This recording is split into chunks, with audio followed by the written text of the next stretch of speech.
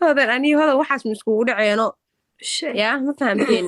dee ani naag goba ahay miihi dadka qaar oo kaleeto guusha markay qofka walaalkeed guulaystaan ka xumaado oo ka xanaaqa miihi hodan markhaatiya ka ahayd soomaalimiina markhaatiya ka ahayeen markay hodan iga guulaysatay oo asad xaajow kusoo dhawaaqay commentia u qoray aa walaashay ugu hambaliyey hay hodan been maa sheegoya may ha kuusoo hambaliyayaa ku dhaha hodanee hambaliyo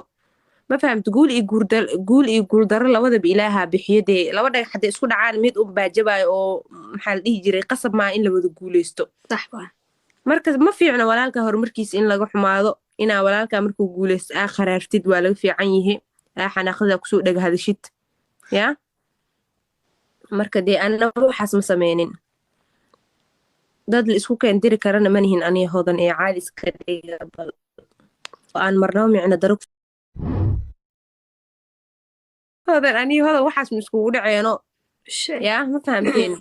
dee ani naag goba ahay miihi dadka qaar oo kaleeto guusha markay qofka walaalkeed guulaystaan ka xumaado oo ka xanaaqa miihi hodan markhaatiya ka ahayd soomaalimiina markhaatiya ka ahayeen markay hodan iga guulaysatay oo asad xaajow kusoo dhawaaqay commentia u qoray aa walaashay ugu hambaliyey hay hodan been maa sheegoya may ha kuusoo hambaliyayaa ku dhaha hodanee hambaliyo